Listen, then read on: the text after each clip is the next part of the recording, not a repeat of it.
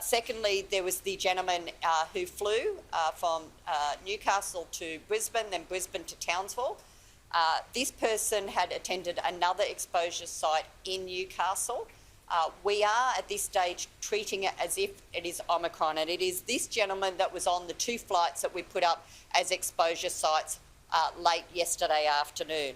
Now, in relation to the quarantine requirements for those flights, can I say this, that just as we did with Delta, when a new variant comes along, this is the first domestic flight into Queensland where there is a potential Omicron case on board, that the public health unit acted cautiously to, on the public website, declare anyone on those 2 flights as close contacts, while the public health unit and the chief health officer and our deputy chief health officers analysed overnight what should be our approach when we do have Omicron on these flights. Do we need to take a different approach in quarantine, or can we apply our normal rules, which is those people sitting immediately around in the 2 rows behind and in front, and of course across, being deemed to be close contacts, and the remainder of them being casuals.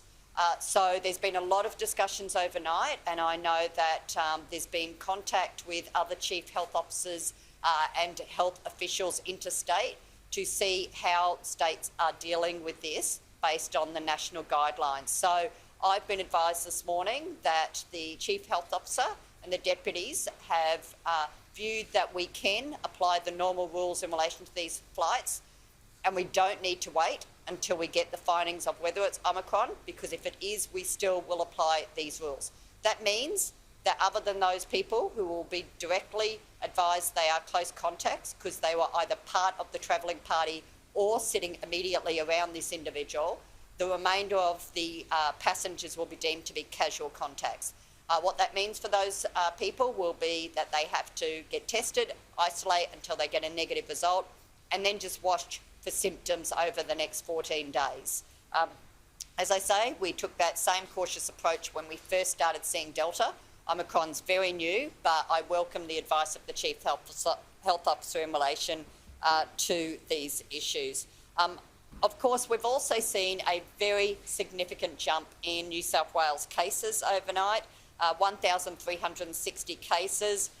This is up 804 cases since yesterday, and only 9 days ago, New South Wales was down to 208 cases reported. So we are seeing a surge.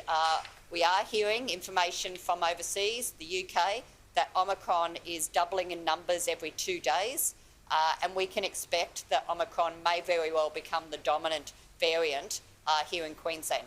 Does that change anything?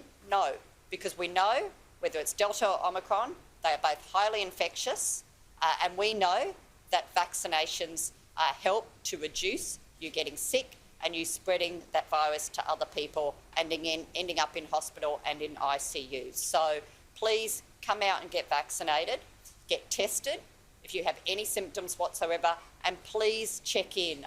Minister Farmer's got some stats which shows that our check-in data, the last 24 hours, we've seen a lot more people checking in. So thank you, Queenslanders, for listening.